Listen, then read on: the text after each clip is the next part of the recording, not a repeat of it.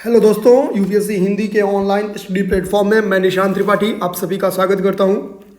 दोस्तों, आज से हम लोग दिसंबर माह का करेंट अफेयर पढ़ना स्टार्ट करेंगे। जैसा कि हम लोग जान रहे हैं कि हम लोग यूपीपीसीएस प्रारंभिक परीक्षा को ध्यान में रखते हुए कुल 10 महीनों के करेंट अफेयर को टारगेट कर रहे हैं, जिसमें हम लोग अगस्त माह से लेके मई माह तक के करेंट अफेयर को पढ़ने की लक्ष्य निर्धारित किया है। अब तक हम लोगों ने अगस्त, सितंबर, अक्टूबर और नवंबर इन 4 महीनों के करेंट अफेयर पढ़ चुके हैं। आज से हम लोग दिसंबर माह का करेंट अफेयर स्टार्ट करेंगे। अगले 5 दिन में हम लोग 50 महत्वपूर्ण प्रश्नों पर विस्तृत चर्चा करेंगे। हमारा लक्ष्य होगा कि दिसंबर माह के जो भी महत्वपूर्ण प्रश्न थे वो आपके नज़र से गुजर जाएं, ताकि एग्जाम में आप लोग बढ़त हासिल कर सकें। और आप लोग को ढेर सारा धन्यवाद दोस्तों। आज हम लोग एक यूट्यूब पे एक स्पेशल डिजिट तक पहुंचे थे, और अच्छी बात थी कि जब ये सब्सक्राइबर की डिजिट पहुंची तब हम लोग की नज़र पड़ गई, तो और बहुत अच्छा भी लगा। और 4 टाइम्स 6 उम्मीद करते हैं कि ये डिजिट जल्दी 5 डिजिट में चेंज होगा। ठीक है, एक 6 इधर और बढ़ेगा। आप लोग बहुत सपोर्ट कर रहे हैं, इसके लिए बहुत बहुत धन्यवाद। तो करंट अफेयर का अपना ये प्रोग्राम स्टार्ट करते हैं। इसके पहले एक छोटा सा निवेदन है दोस्तों आप लोग से। प्लीज़ यार, कोविड का दौर बहुत बुरी तरह से चल रहा है। आप लोग गवर्नमेंट के जो भी नियम है कोशिश करिए पूरी तरह से फॉलो करिए। जस्ट मैं बता दूं अपना हाल, तो पिछले कई दिन से हम लोग बहुत परेशान हैं इस कोविड के चक्कर में। अभी आप देख जाइए कि ये वीडियो आप लोग का देर से इसलिए बन रहा है कि जस्ट अभी मैं अपने कज़िन भाई से मिल के आ रहा हूँ। वो उनकी पूरी फैमिली सब के सब लोग इस वक्त कोविड पॉजिटिव है। खैर भैया की हालत ठीक हो गई है, अब वो नॉर्मल वार्ड में आ चुके हैं, बट मतलब इतनी बुरी हाल है कि शेयर नहीं किया जा सकता है। ठीक है, आप देखेंगे कि जो हम लोग के प्रीलिम्स का बैच या जो भी बैच में चीज़ें पीछे चल रही है, बेसिकली रीज़न ये है कि मैं टाइम निकाल ही नहीं पा रहा हूँ। एक तो बीच के दिनों में मेरी भी तबीयत खराब थी, फिर उधर 2 दिन 3 दिन पहले ही जस्ट आपको पता है कि मेरी दादी का भी डेथ हो गया। 3 दिन नियर अबाउट 5 डे हो गया। कल क्या हुआ कि कल मेरे भाई की पैर में चोट लग गई और वो मतलब अब चल नहीं पा रहा है। मतलब इस वक्त ऐसी कंडीशन आ गई है कि चीज़ें एकदम बैलेंस नहीं हो रही हैं। फिर भी अब अभी आप समझ जाइए कि मैं 10 बजे एकदम बारिश में भीग के आ रहा हूँ। जैसे ही आया हूँ, अपना पूरा जो कपड़ा था, चूँकि मैं बाहर से कोविड हॉस्पिटल से आया हूँ, उसको निकाल के धो के रख दिए हैं और जस्ट नहा के और वीडियो बनाने बैठ गए हैं, क्योंकि एक वादा था कि 10 बजे आप लोगों को करंट अफेयर की क्लास मिल जाएगी। पर सॉरी यार, देर हो रही है, लेकिन मिल जाए आप लोग को, ये एक मेरा टारगेट था, इसलिए वीडियो बन रहा है। वीडियो जल्दी अपलोड कर दिया जाएगा, आप लोग इसको जरूर देख लीजिएगा। देरी के लिए खेद है दोस्तों, पर मतलब मजबूरी है, इसलिए थोड़ी देर हो रही है। तो चलिए हम लोग पहला क्वेश्चन देखते हैं। आज से हम लोग एक 2 इन्फॉर्मेशन दे दें कि हम लोग करने वाले क्या हैं। कि पहली बात दोस्तों, हम लोग आज से 2 क्वेश्चन ज़्यादा करेंगे। 2 क्वेश्चन में पहला क्वेश्चन का नाम हम लोग रखे हैं ट्राई क्वेश्चन, और दूसरा हम लोग रखे हैं होमवर्क क्वेश्चन। जो ट्राई क्वेश्चन होगा, हम लोग क्वेश्चन स्टार्ट करने के पहले पहले वही लगाएंगे, क्योंकि ट्राई बॉल के तौर पे लगाएंगे, और होमवर्क हम लोग लास्ट में लगाएंगे। जो ट्राई क्वेश्चन है, इसका आंसर आप लोग हमको जो क्विज है, हम लोग कह सकते हैं कि जो लाइव क्विज है या लाइव चैट है जो, ठीक है, आप लोग वहाँ पे मैसेज कीजिए, हम लोग उसको देख के उसकी रिप्लाई कर देंगे। जो ट्राई क्वेश्चन है, इसका आंसर लास्ट में, जब ये सीरीज खत्म होगी आज की, उसी के लास्ट में दे दिया जाएगा। जो होमवर्क है, नेक्स्ट डे जब हम लोग आएंगे, यानी दिसंबर का जो सेकेंड वीडियो लेके आएंगे, वहाँ पे इसको हम लोग डिस्कस कर देंगे। तो चलिए ट्राई क्वेश्चन को देखते हैं। कह रहा है कि हाल ही में समाचार पत्रों में जो है चांग फाई देखा गया है। चांग फाई का संबंध किससे है? कह रहा है कि एक क्षुद्र ग्रह से, बी कह रहा है कि यह एक चंद्र मिशन है, सी कह रहा है नवीन खोजा गया एक ग्रह है, और डी कह रहा है चीन में बना एक नवीन मिसाइल है। तो आपको बताना है कि चांग फाई जो कि हाल ही में समाचार पत्रों में था, ये क्या है। अभी जब क्विज का लास्ट में, एकदम लास्ट में जाके आपको हम लोग इस पर डिस्कशन करेंगे। तो पहला नंबर क्वेश्चन पे आज के आएंगे। तो क्वेश्चन है कि 100% ऑर्गेनिक प्रदेश जो कि पहला केंद्र शासित प्रदेश बना है, वो कौन सा है? यानी 100% ऑर्गेनिक वाला प्रदेश कौन सा बन गया है? तो लक्षद्वीप। लक्षद्वीप हमको पता है दोस्तों कि भारत का सबसे छोटा केंद्र शासित प्रदेश है। कुल 36 द्वीप इसमें पाए जाते हैं। इसकी राजधानी जो है वो कवरत्ती इसकी राजधानी है। आप लोग इसको नोट जरूर करते चलिए। हम लोग को पता है कि जो लक्षद्वीप है बेसिकली 3 खंडों में विभाजित है, यानी 3 हम लोग कह सकते हैं कि द्वीप समूहों का और एक हम कहते हैं समुच्चय है। ठीक है, जो इसका नॉर्थ वाला द्वीप समूह है, यानी उप समूह है, उसको हम लोग कहते हैं अमीन दीव, ये पेपर में बन के क्वेश्चन आता है, ध्यान देंगे। नॉर्थ वाला जो सबसे नॉर्थ है वो है अमीन दीव, और जब सबसे साउथ है उसका नाम है मिनिकॉय, उसका नाम है मिनिकॉय। तो चलिए अब होमवर्क के तौर पे हमको बताइए कि इस बीच वाले का क्या नाम है। होमवर्क के तौर पे बताइए कि इस बीच वाले का क्या नाम है। आप तुरंत लाइव चैट में मैसेज कीजिए, आपके जो भी आंसर रहेंगे उसका हम लोग आंसर देंगे, ठीक है। आप लोग आंसर दीजिए, अगर आप लोग गलत आंसर देंगे तो हम लोग भी जस्ट वहां पे हैं और हम लोग भी आंसर इसको दे देंगे। सेकंड नंबर क्वेश्चन क्या है, इसका आंसर आप लोग को पता चल चुका होगा। थोड़ी स्पीड में इसलिए है कि बेसिकली आज समझाते चलेंगे, कहीं आपको ऐसा नहीं लगेगा कि मतलब भागा जा रहा है, आपको समझ में नहीं आ रहा है। बिल्कुल आपको चीजें जहां पे लगेगा कि रुक के समझाना चाहिए वहां पे बिल्कुल रुक के समझाया जाएगा, ठीक है। बस आप लोग यार सपोर्ट करो यार, इस वीडियो को शेयर करो। आप लोग समझ सकते हैं कि बस इस वीडियो को बनाने के लिए मैं जस्ट भीगते हुए बारिश में हॉस्पिटल से घर आया हूं, और इस वक्त की कंडीशन अगर मैं सच की बताऊं तो बारिश का मौसम है, लाइट पूरी तरह से कटी है और मैं बैठ के आपकी वीडियो बना रहा हूं। मेरे घर के इर्द गिर्द के लोग पंचायत कर रहे हैं छत पे चढ़ के, क्योंकि लाइट भग गई है। गर्मी में कोई अपने कमरे में सो नहीं सकता है, दम मार के सब पंचायत करो, और हम आपसे पंचायत कर रहे हैं। तो प्लीज़ यार अगर यूजफुल लगता है यार तो प्लीज़ शेयर कर देना भाई, ठीक है। सेकंड देखेंगे कि अभी हाल ही में क्या किया गया है कि इंडिया मोबाइल कांग्रेस का आयोजन किया गया है प्रधानमंत्री मोदी की अध्यक्षता में।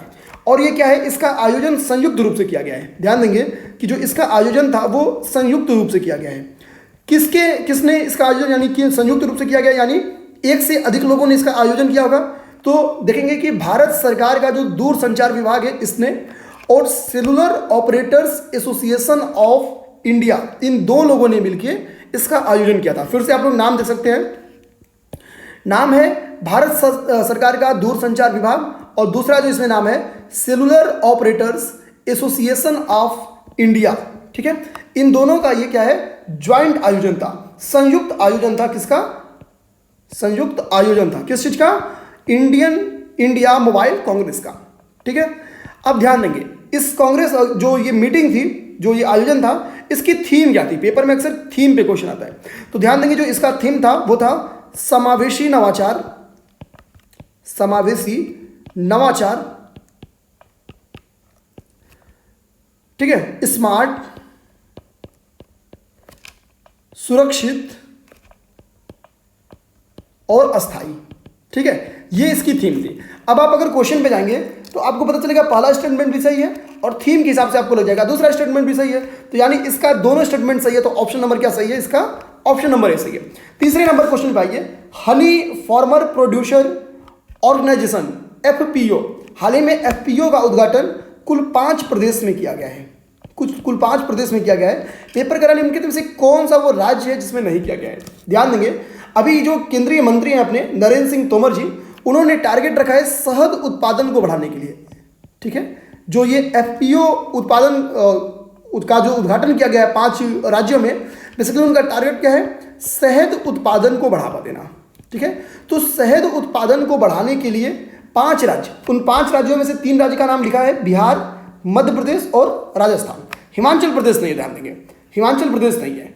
हिमाचल प्रदेश की जगह पे क्या है, उत्तर प्रदेश है, और क्या है, वेस्ट बंगाल है। तो 3 ये हैं, चौथा उत्तर प्रदेश है, और वो 5वां राज्य कौन सा है, वेस्ट बंगाल है। इन 5 राज्यों में एफपीओ का उद्घाटन किया गया है, किसके द्वारा, नरेंद्र सिंह तोमर जी के द्वारा। टारगेट क्या है, क्यों ऐसा किया गया है, ताकि शहद उत्पादन को बढ़ावा दिया जा सके। अगला हम लोग आएंगे, हाल ही में एक चक्रवाती तूफान जिसका नाम है बुरेवी, ठीक है। बुरेवी आया था जो कि बे ऑफ बंगाल में आया था। ध्यान देंगे ये बे ऑफ बंगाल में आया था, और भारत में देखेंगे बेसिकली केरल और तमिलनाडु के एरिया को टच किया था, ठीक है। केरल और तमिलनाडु के एरिया को टच किया था। अब इस तरह से हम लोग देखेंगे, ये कह रहा है कि केरल एवं तमिलनाडु राज्य में आया था, तो बिल्कुल सही है, बे ऑफ बंगाल में आया था, और इसने भारत के 2 राज्य केरल एवं तमिलनाडु को सर्वाधिक प्रभावित किया था। आगे कह रहा है कि इसका नामकरण देखेंगे, जो नामकरण किया गया था, कह रहा है म्यांमार के द्वारा किया गया था। दोस्तों यही बात गलत बोल रहा है। जो बुरेवी नामक ये चक्रवात आया था, जो कि एक उष्णकटिबंधीय चक्रवात है, बे ऑफ बंगाल में आया हुआ था, इसका नामकरण म्यांमार ने नहीं किया है, ठीक है। इसका नामकरण किसने किया है, मालदीव ने किया है। तो इस तरह से हम लोग देखेंगे इसका नामकरण किसने किया, मालदीव ने किया है। अब ऐसे में इसका सेकंड स्टेटमेंट क्या है, गलत है, और पहला स्टेटमेंट क्या है, सही है। तो सेकंड स्टेटमेंट चूंकि गलत है, पहला स्टेटमेंट चूंकि सही है, तो इसलिए पहला स्टेटमेंट सही, तो ऑप्शन नंबर इसका क्या सही है, बी सही है। आते हैं हम लोग आज के 5वें नंबर क्वेश्चन पे। आप लोग कमेंट बॉक्स में इसका आंसर दीजिए दोस्तों, ठीक है। जस्ट आज आपको स्पीड बस इसलिए तेज लग रही होगी कि मैं थोड़ा सा रुक के बकवास नहीं कर रहा हूँ। बेसिकली मैं बकवास इसके पहले के भी वीडियो में नहीं करता था, ठीक है। तो आप लोग बस एक जिम्मेदारी लेना यार, पूरी ईमानदारी के साथ इस वीडियो को शेयर करिए। दिसंबर का करंट अफेयर कितनी भी बुरी कंडीशन रहेगी कितनी भी बुरी कंडीशन, चाहे मेरी कितनी भी तबीयत खराब रहे, दिसंबर की करंट अफेयर की अब ये 5 दिन की जो क्लासेस हैं आपको मिलेंगे, चाहे किसी भी कीमत पे मिले। हो सकता है कि टाइमिंग थोड़ा सा अंतर हो जाए, 1 घंटा देर 1 घंटा पहले, कुछ ऐसी टाइमिंग के अंदर हो सकती है, लेकिन आपको डेली करंट अफेयर मिलेगा ही मिलेगा। इस वक्त दोस्तों चूंकि मेरे पे प्रॉब्लम बड़ी है और सब चीज़ को मेरे को बैलेंस ही करना है, ठीक है, तो इसलिए थोड़ा सा टाइम आप लोग को दाएं बाएं होगा, उसको आप लोग सह लीजिए। जैसे ही मेरी स्थिति नॉर्मल होगी, टाइम टू टाइम आपको सारी चीज़ें मिलेगी, ये मेरा वादा है, ठीक है। सेकंड नंबर क्वेश्चन क्या करा, ध्यान दीजिए, sorry 5th number question, Bharat सरकार ने क्या किया है। अभी मेघालय हमको पता है कि क्या है, नॉर्थ ईस्ट का एक राज्य है, नॉर्थ ईस्ट का राज्य है। और नॉर्थ ईस्ट में आप देखेंगे कि जो सोशल इंफ्रास्ट्रक्चर है, जो सामाजिक अवसंरचनाएं हैं, उनके विकास कम हुआ है। सामाजिक अवसंरचना से मतलब क्या हो गया, सड़क,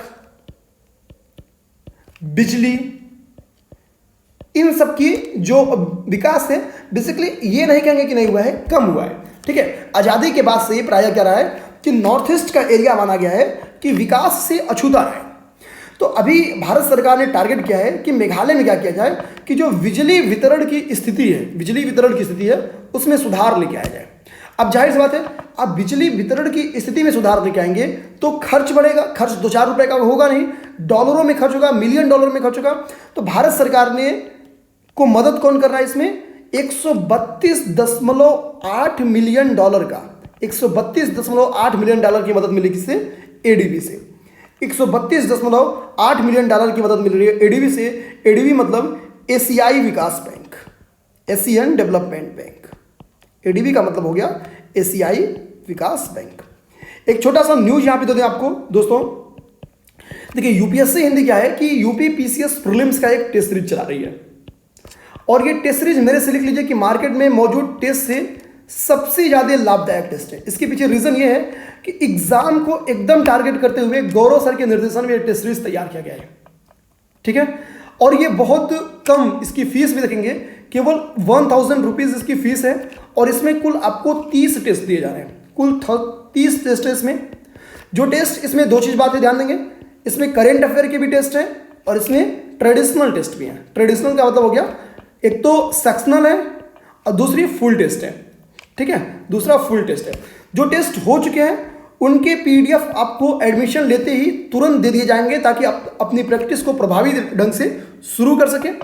आप लोग अगर अभी एडमिशन लेते हैं तो 20 नंबर टेस्ट है, टेस्ट नंबर 20 से आप लोग पेपर दे सकते हैं। ऐसे में आप समझ सकते हैं कि 1000 रुपीज़ में ही आपको 30 टेस्ट करवाया जा रहा है, जो कि मेरा मानना है कि नियर अबाउट सबसे सस्ता टेस्ट है। चूंकि हम लोग मैक्सिमम टेस्ट बोले तो कम से कम फुल टेस्ट का फुल एकदम पूरा और करेंट अफेयर का पूरा डिस्कशन हम लोग यूट्यूब पे करेंगे। अगर एग्जाम पोस्टपोन होगा तो अपने जो बच्चे हमारे जो यूपीपीसीएस प्रीलिम्स के बच्चे हैं उनके लिए हम लोग पूरी टेस्ट सीरीज उनके लिए डिस्कस कर देंगे, बहुत ही सहज लैंग्वेज में उनको पूरी तरह से डिस्कस किया जाएगा और उसकी कोई चार्ज नहीं ली जाएगी। एग्जाम अगर पोस्टपोन होगा, ध्यान देंगे, एग्जाम अगर पोस्टपोन होगा तो करेंट अफेयर के टेस्ट में इसमें वृद्धि की जाएगी और इसकी कोई भी चार्ज, कोई भी एक्स्ट्रा चार्ज नहीं लिया जाएगा, कोई भी एक्स्ट्रा चार्ज नहीं लिया जाएगा। इस चीज़ को ध्यान देना है। ये एक थोड़ा सा, क्योंकि आप लोग का बहुत मैसेज आ रहा था कि इसको जानकारी दे दी जाए, तो बेसिकली ये एक 30 सेकंड की जानकारी थी। अब अगर हम लोग थोड़ा सा एशियन डेवलपमेंट बैंक के बारे में देखें तो ध्यान देंगे दोस्तों कि एशियन डेवलपमेंट बैंक की स्थापना जो हुई थी वो 3 दिसंबर, आपको 3 दिसंबर ना याद रखना है, सॉरी 3 नहीं 19 दिसंबर, आपको 19 दिसंबर ना याद करके आप सीधे याद रखिए कि 1966 में इसकी स्थापना की गई थी, यानी 1966 इसका स्थापना वर्ष है। इसका जो मुख्यालय है वो मनीला फिलीपींस में है, ध्यान देंगे, इसका मुख्यालय मनीला फिलीपींस में है, मनीला फिलीपींस में है। अच्छा, एक चीज यहीं से और समझ लीजिए आप लोग, थोड़ा सा यहीं से समझने की कोशिश करिए, क्या पता कि कहीं एनालिटिकल क्वेश्चन भी यहां से आ जाए। अब ध्यान देना है, एडीबी क्या कर रही है कि मेघालय क्या है, भारत का एक राज्य है, और भारत क्या है, एक एशियाई कंट्री है, एक एशिया का एक देश है, एशिया देश है जो कि अपने आप में एक उपमहाद्वीप है, ठीक है, यानी एक एशिया का कंट्री है। अब यहाँ पे क्या कर रहा है कि जाहिर सी बात है कि जब बिजली वितरण में सुधार करेगी एडीबी के फंड से, तो कहीं ना कहीं इन जगहों पे क्या होगी, इकोनॉमिक एक्टिविटी में, आर्थिक गतिविधि में क्या देखने को मिलेगी, वृद्धि देखने को मिलेगी। ठीक है, यानी हम लोग एक तरह से यहां से सोच सकते हैं कि एडीबी क्या करता है, एडीबी बेसिकली एशियाई देशों को, जैसे अभी हम लोग केवल इस स्टेटमेंट से अगर हम लोग कंक्लूजन निकालें कि कम से कम एशियाई देशों के लिए क्या करता होगा, आर्थिक विकास को प्रोत्साहन देता होगा, और इसके लिए क्या करता होगा, ऋण वगैरह प्रदान करता होगा।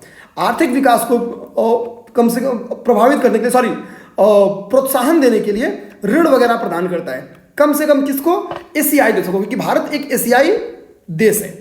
अब आप लोग छठवां नंबर क्वेश्चन पढ़िए, मैं क्यों इसको समझाया हूं आपको समझ में आ जाएगा। छठवां नंबर क्वेश्चन भी एडीबी के ऊपर ही है। कह रहा है कि एडीबी की स्थापना एशिया एवं प्रशांत क्षेत्र में, दो क्षेत्र का नाम लिखा है, आर्थिक विकास को प्रोत्साहन देने के उद्देश्य से वर्ष 1966 में स्थापना किया गया। मैं पहले ही बोल दिया कि इसकी स्थापना कब की गई, 1966 में की गई। ये आप समझ ही गए होंगे कि इसकी स्थापना क्यों की गई, आर्थिक विकास को प्रोत्साहन देने के लिए, क्योंकि हम लोग ऊपर ही समझ लिए हैं। इसका टारगेट कब था, और ये दो चीज तो आप लोग समझ गए, एशियाई और प्रशांत क्षेत्रों में, इसको समझिए। यानी बेसिकली किन एरिया में ये क्या करेगा, ये आर्थिक गतिविधि को बढ़ावा देगा, तो वो है एशिया और प्रशांत क्षेत्र। ध्यान देंगे वो एरिया है एशिया और प्रशांत क्षेत्र। रुकिए इस पेन को चेंज कर लेते हैं, ठीक है, आइए, एशिया और प्रशांत क्षेत्र, एशिया और प्रशांत क्षेत्र में, ठीक है, इस चीज को ध्यान देना है। तो पहला स्टेटमेंट क्या है, सही है, ऊपर वाले से आप लोग अंदाज लगा लिए। आइए हम लोग सेकंड स्टेटमेंट देखते हैं।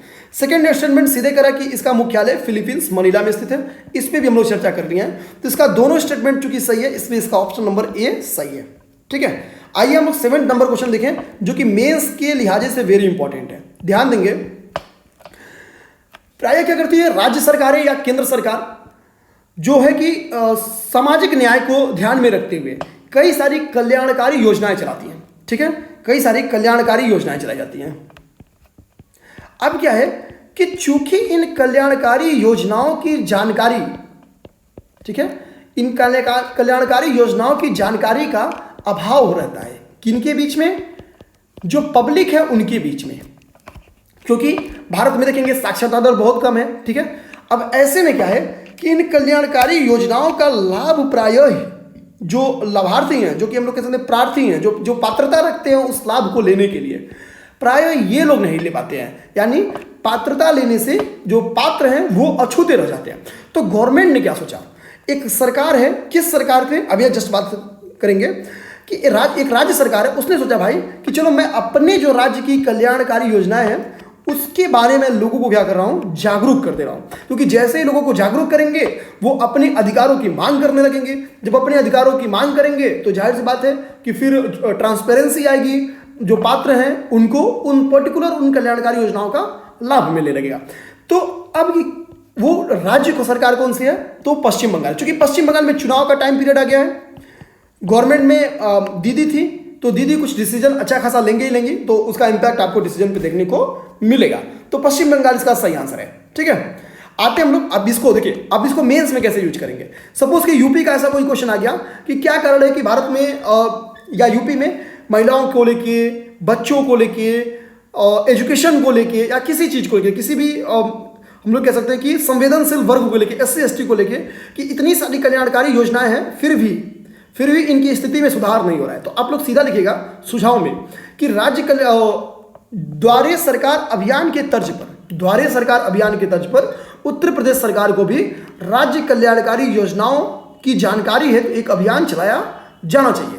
ठीक है, तो आप एक सुझाव में इसको डाल सकते हैं। अगला सरकार प्रज्ञा पहल है, ध्यान देंगे, नेक्स्ट हमारा क्वेश्चन है सरकार प्रज्ञा पहल के संदर्भ में निम्नलिखित कथनों पर विचार कीजिए। पहला है कि यह राष्ट्रीय सहकारी विकास निगम की एक पहल है। बिल्कुल नहीं दोस्तों, ध्यान देंगे, जो सहकार प्रज्ञा पहल है ये केंद्रीय कृषि मंत्रालय, यानी हम लोग सीधे कह सकते हैं कृषि मंत्रालय की पहल है। अब ध्यान देंगे, पहला स्टेटमेंट इसका मतलब क्या हो गया, गलत हो गया। अब पहला स्टेटमेंट गलत हो गया तो आपका ऑप्शन नंबर बी गलत हो गया, ऑप्शन नंबर ए गलत हो गया।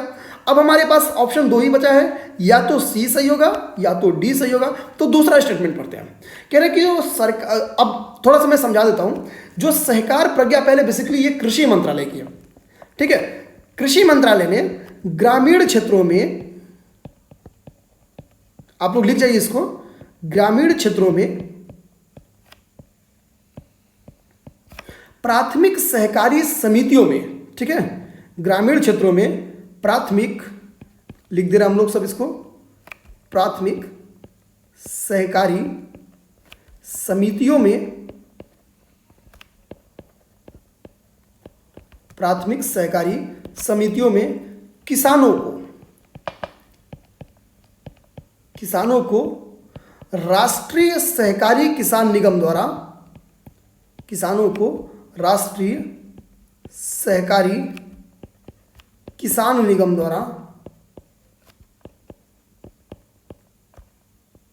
द्वारा प्रशिक्षित किया जाएगा,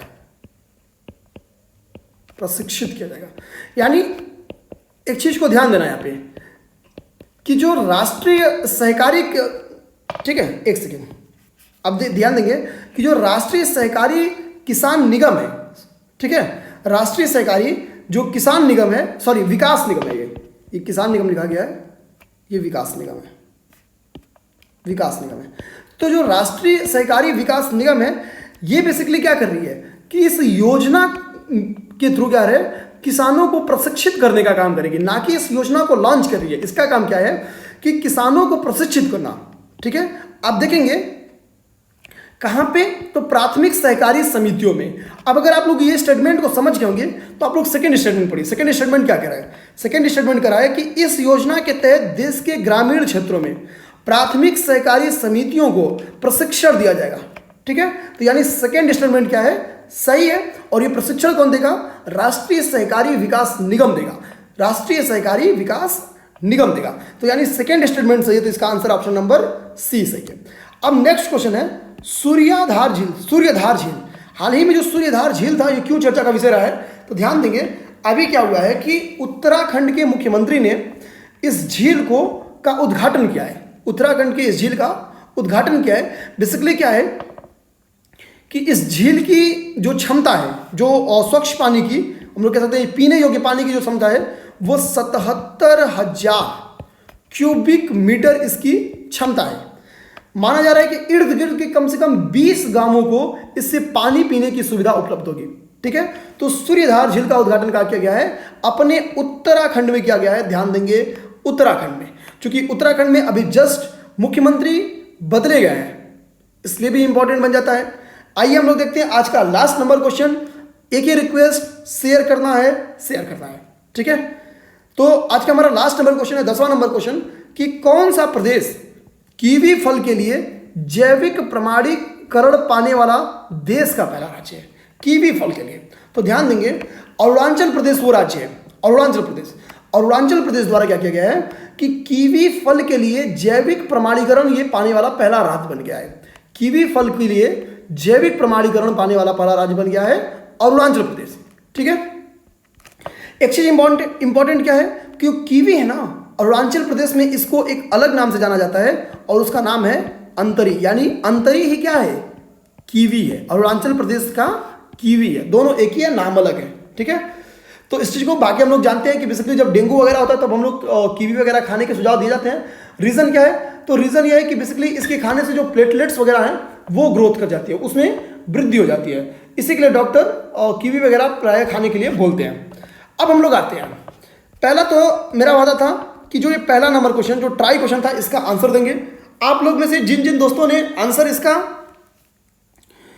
क्षुद्रग्रह चुना है वो लोग 100% गलत चुने हैं। जो दोस्त इसमें से मिसाइल चुने हैं वो लोग 101% गलत चुने हैं। जो दोस्त नवीन खोजा गया ग्रह चुने हैं वो लोग 102% गलत चुने हैं। तो सही आंसर क्या है? Option number B. ये एक चंद्र मिशन है। ध्यान देंगे, अभी रिसेंट में क्या हुआ है कि चीन ने चांगफाई मिशन के तहत चंद्रमा पर यानी चांद पर पहुंच लिया है। तो चांद पर अपना झंडा हम लोग कह सकते हैं फहरा दिया है, ठीक है।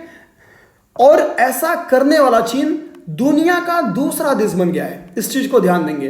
पहला देश कौन है? अमेरिका। अमेरिका ने अपोलो मिशन के तहत 1969 में चांद पे गया था। तो 1969 के बाद चांगफाई मिशन के तहत कौन पहुंचा है? चीन पहुंचा है। अपोलो मिशन के तहत कौन पहुंचा था? अमेरिका पहुंची थी। चांगफाई मिशन के तहत कौन पहुंचा है? चीन पहुंची है। चीन क्या है? दुनिया का दूसरा देश है चांद पर पहुंचने वाला, और पहला देश है अमेरिका। अब आज का होमवर्क वाला क्वेश्चन ले लेते हैं, जिसको हम लोग कल देखेंगे। तो होमवर्क का क्वेश्चन मैं टाइप नहीं किया हूं, मैं लिख देता हूं। तो होमवर्क का क्वेश्चन है पासेक्स, ठीक है, 2020, ध्यान देंगे। पासेक्स 2020 यह क्या है? एक नेवल प्रैक्टिस है। आपको बताना है कि यह किन दो देशों के बीच में है, किन देशों के बीच में कराए होंगे, किन देशों के बीच में। सीधा मैं कोई ऑप्शन नहीं दे रहा हूं, एक ऑप्शन में इसका एक भाग बता देता हूं। एक भाग भारत है, दूसरा भाग आप भरिए, कौन होगा? रूस होगा कि चाइना होगा कि जापान होगा कि ऑस्ट्रेलिया होगा? आप लोग भर दीजिए। ऑप्शन ए हो गया रूस, बी हो गया चाइना, सी हो गया जापान, डी हो गया ऑस्ट्रेलिया। और आंसर इसका हमको कमेंट बॉक्स में दीजिए, कल मैं इसके आंसर पे चर्चा करूंगा। तो धन्यवाद दोस्तों।